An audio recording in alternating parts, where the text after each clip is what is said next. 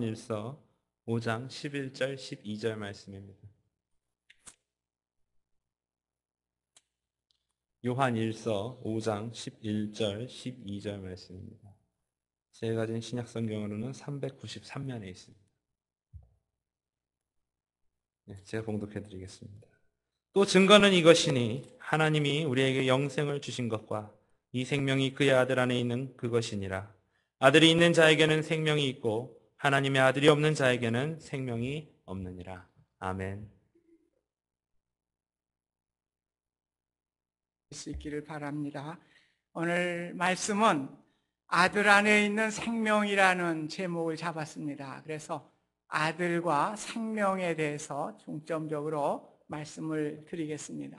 우리가 성경에 나오는 하나님의 아들이란 말은 육체적인 관계가 아닙니다. 로마서에 의하면 로마서 1장 9절에 보면 바울은 복음을 그의 아들의 복음이다, 그렇게 말씀을 합니다. 즉 복음이 아들입니다. 그 아들, 그 복음은 로마서 1장 16절에 믿는 자에게 구원을 주시는 하나님의 능력이다. 구원을 주시는 하나님의 능력이 아들에게 있는 것입니다. 그렇다면 하나님의 아들은 어떤 분이십니까? 로마서 1장 3절 4절에 보면 육신으로는 다윗의 혈통에 나셨고 부활하심으로 말미암아 권세를 행사하시는 하나님의 아들로 인정되었습니다. 이 말씀은 사무엘하 7장 13절에 나단의 신탁을 우리가 이해를 해야 됩니다. 다윗이 성전을 지기를 원했습니다. 그런데 하나님께서는 나단 선지자를 통해서 네가 성전을 짓는 것이 옳지 않다. 네 아들 때에 성전을 지어라. 그러면서 네 아들, 네 왕권을 견고하게 해주실 것을 말씀해 주셨습니다. 유대인들이 왕권을 견고하게 해주신다고 약속을 했는데 유대 나라가 멸망을 당하게 될 때에 그들이 의아하게 생각을 했죠. 그래서 기다리게 된 것이 메시아입니다. 메시아가 오면 하나님이 약속하신 다윗의 왕권을 왕성하게 해 주실 것이다. 하나님이 약속하신 대로 성경대로 예수님이 이 땅에 오셨습니다. 그러나 그들의 생각은 육적인 생각으로 가득 찼습니다. 그래서 풍요로운 메시아로 생각을 했습니다.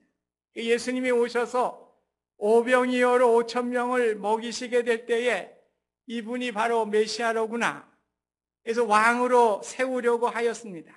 그러나 예수님은 그 자리를 피하셨고 그들에게 교훈하신 말씀이 무엇입니까? 너희 조상들이 광야에서 만나를 먹었지만은 다 죽지 아니하였느냐? 너희들이 생각하는 구원, 정치적인 자유, 경제적인 풍요, 사회적인 평등 등등 이러한 것을 생각하지만 이러한 것은 진정한 구원이 아닌 것을 말씀합니다. 세상의 것은 다 지나가게 되는 것입니다. 그러면서 내가 하늘에서 온 산떡이니 나를 먹는 자마다 영생을 얻을 것을 분명하게 말씀해 주셨습니다. 오늘 구원은 무엇입니까? 오늘 아들 되시는, 생명 되시는 예수 그리스도를 믿음으로 우리가 영생을 얻게 되는 축복을 우리가 말씀하고 있는 것입니다. 그래서 10절에 보면 하나님께서 그 아들에 대해서 증거하셨다고 말씀을 하고 있습니다. 11절에는 그 아들에 대한 증거가 구체적으로 무엇이냐? 우리에게 영생을 주신 것과 이 생명이 이 아들 안에 있는 그것이라 말씀했습니다. 요한복음은 그 기록한 목적을 오직 이것을 기록하면 너희로 예수께서 하나님의 아들 그리스도이심을 믿게 하려 하며 너희로 믿고 그 이름을 힘입어 생명을 얻게 하려 함이라고 분명하게 말씀하고 있습니다. 오늘 우리의 구원은 생명 되시는 예수 그리스도 그 아들을 믿음으로 말미암아 영생을 얻게 되는 은혜를 우리에게 주신 것입니다. 성경은 하나님이 주신 계시의 말씀입니다. 그 말씀은 아들에 대한 증거이고 그 아들을 믿어서 영생을 얻게 하는 목적을 우리에게 갖고 있는 것입니다. 다시 말씀드려서 예수님이 하나님의 아들, 성자 하나님이심을 믿게 될 때, 예수님은 하나님이에요.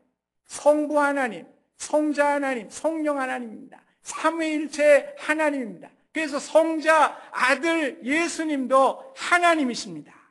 오늘 그 하나님을 우리가 믿게 될 때에, 그 성자 하나님을 믿게 될 때에 천국과 영생을 소유하게 되었고, 오늘 그 은혜로 우리가 살아가게 되는 것입니다.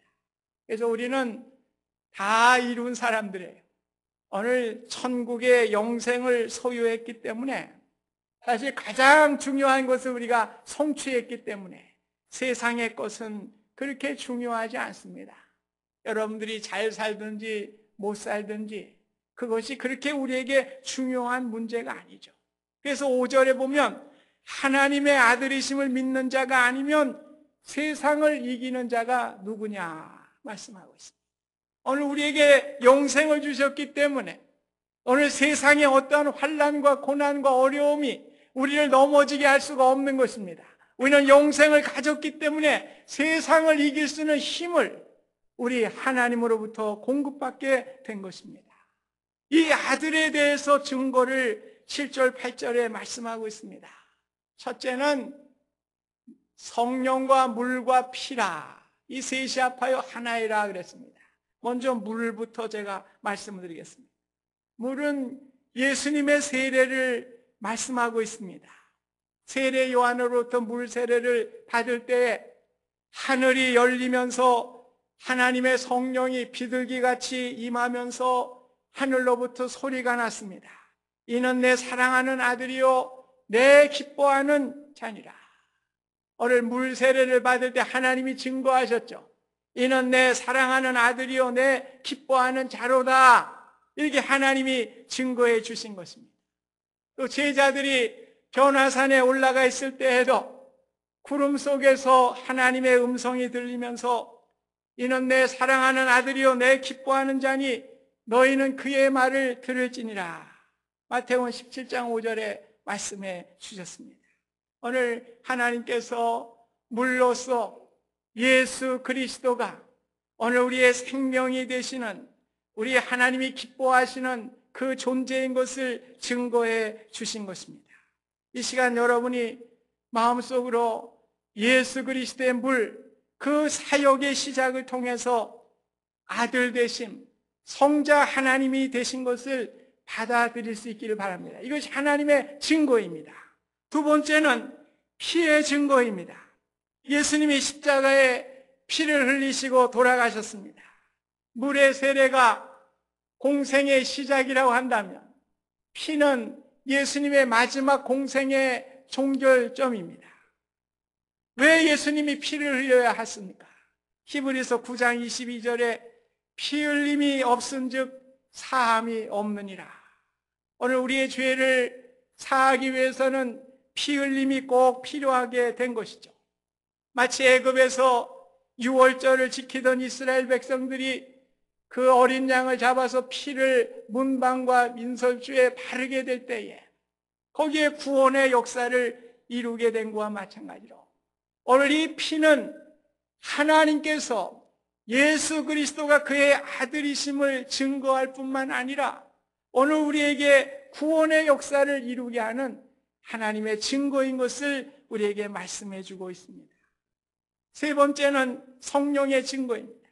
요한복음 15장 26절에 너희에게 보낼 보혜사 곧 아버지께로부터 나오시는 진리의 성령이 오실 때 그가 나를 증언할 것이다.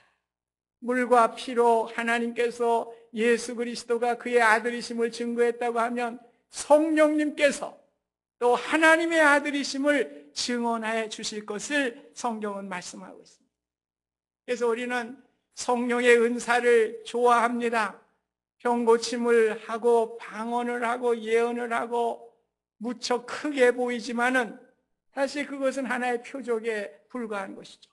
오늘 성령의 가장 중요한 증거는 예수님이 하나님의 아들이시고 구원자 되심을 우리에게 알게 하는 거예요. 그것보다 큰 것이 없습니다. 저와 여러분들이 성령으로 말미암아 예수 그리스도에서 하나님의 아들이시고 구원자가 되심을 믿게 하는 것밖에 그거 이상으로 더 큰 것이 없는 것입니다. 오늘 우리는 예수 그리스도로 말미암아 생명을 얻게 된 것 하나님께 감사하실 수 있기를 바랍니다. 오늘 11절을 다시 보면 증거는 하나님이 우리에게 영생을 주신 것과 그의 아들 안에 생명이 있음을 확신하는 것입니다. 그런데 일부 사람들은 예수님을 믿기는 믿지만은 하나님의 아들이요 구원자로 믿기보다는 그저 위대한 성자요 위대한 인간으로서 삶을 살아갔기 때문에 그 사람의 발자취를 본받고 살아야 된다, 이렇게 이야기하는 분들도 있는 것입니다. 오늘 믿음이 없는 것이 문제가 되는 것입니다. 오늘 예수 그리스도 안에 생명이 있는 것입니다. 12절을 보면 아들이 있는 자에게 생명이 있고 아들이 없는 자에게는 생명이 없다고 분명하게 말씀하고 있습니다. 여러분 분명히 아셔야 돼요. 오늘 우리가 교회 생활하지만은 생명 없이도 얼마든지 교회 생활할 수가 있습니다. 오늘 여러분의 마음 가운데 아들이 없다고 하면 오늘 예수 그리스도께서 생명이 되시고 그를 믿음으로 말미암아 우리가 영생을 얻을 수 있다고 하는 믿음의 확신이 없다고 하면 여러분 안에는 생명이 없는 것입니다. 그저 껍데기로 교회 들락날락 하는 것이고요. 또 이런 분들은 천국을 갈 수 없을 뿐만 아니라 주변의 사람들에게도 천국 가는 길을 막는 그러한 역할을 할 수밖에 없는 끔찍한 결과를 가져오게 되는 것입니다. 우리는 물과 피와 성령으로 거듭나야 하는 것입니다. 요한복음 3장 6절에 육으로 난 것은 육이요 영으로 난 것은 영이라고 분명하게 말씀을 했습니다. 오늘 우리가 아들의 생명이 없는 자는 육적인 것으로 생각하게 되어 있습니다.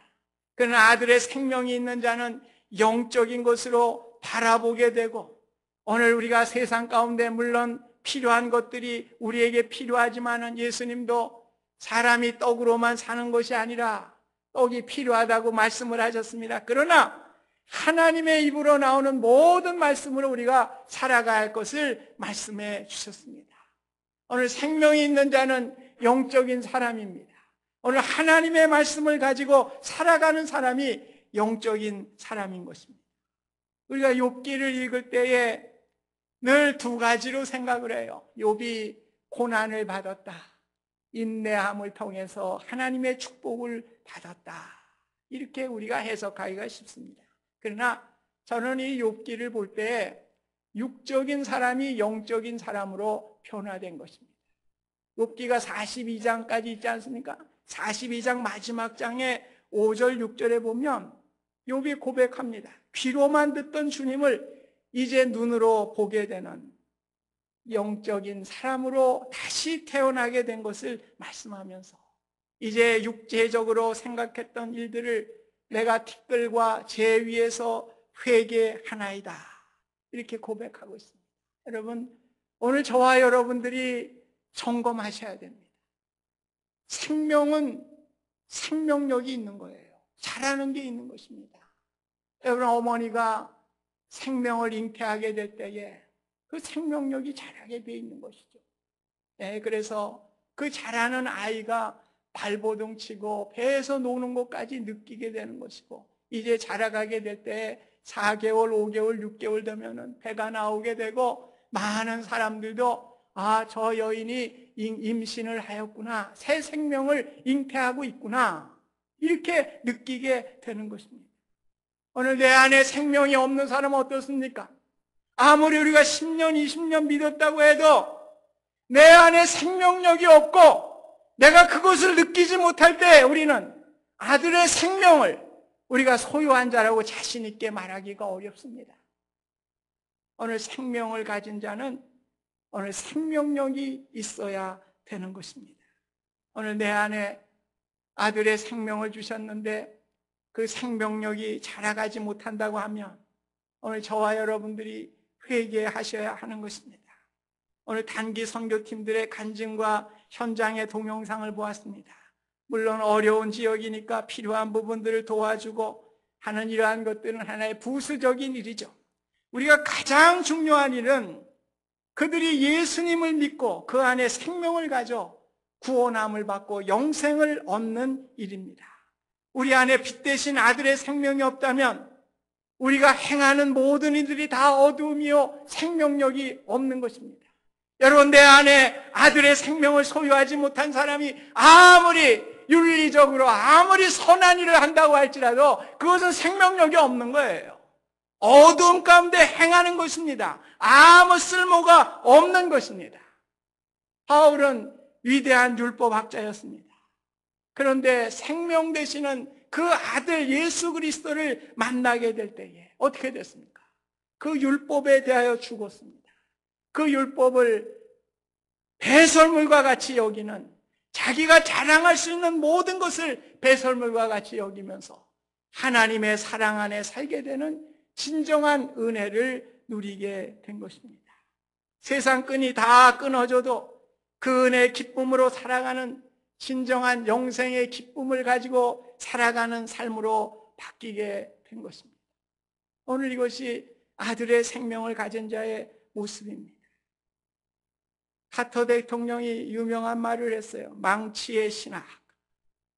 모름지기 크리스찬은 남을 위해 망치를 들 수 있는 실천력이 있어야 한다. 그들에게는 세상을 예수로 전념시키기 위한 불타는 열정과 이상을 가져야 한다. 오늘 생명력이에요. 오늘 봉사와 선교가 우리가 충동적으로 한번 즐기는 일회성이 되어서는 안 되는 것이죠. 오늘 굶지 못해도 간으로도 괜찮아요. 세상이 줄 수 없고 빼앗을 수 없는 생명의 역사를 우리가 지속적으로 이루게 될 때에 우리 가운데 기쁨과 평안을 누리게 되고 그 평안과 기쁨을 많은 이들에게 나누어주는 축복의 삶을 살게 될 것입니다. 바울은 고백했습니다. 내가 그리스도와 함께 십자가에 못 박혔나니 그런즉 이제는 내가 산 것이 아니요 내 안에 그리스도께서 사신 것이다. 이제 내가 육체 가운데 사는 것은 나를 사랑하사 자기 몸을 버리신 하나님의 아들을 믿는 믿음 안에서 사는 것이라 말씀하고 있습니다. 오늘 우리의 삶은 내 안에 계신 예수 그리스도 때문에 살아가는 존재입니다.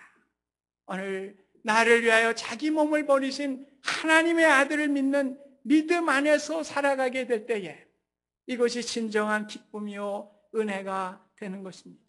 아들 안에 생명을 받은 여러분, 아들 안에 있는 생명을 누리실 수 있기를 바랍니다. 그 생명을 전하는 기쁨으로 살아가실 수 있는 우리 모두가 되실 수 있기를 주님의 이름으로 축원드립니다. 감사하신 하나님, 우리에게 아들의 생명을 주셨는데 아버지, 그 생명을 사장하고 그 생명을 키우지 못하는 우리의 어리석음을 용서하여 주시옵소서. 날마다 주님께서 주신 영생의 기쁨과 은혜로 우리의 삶이 나아가게 하여 주시고 그 생명을 전할 수 있는 우리의 귀한 삶을 통해서 하나님께 영광 돌리는 아름다운 삶이 될 수 있도록 하나님 축복하여 주시옵소서. 예수님의 이름으로 기도하옵나이다. 아멘.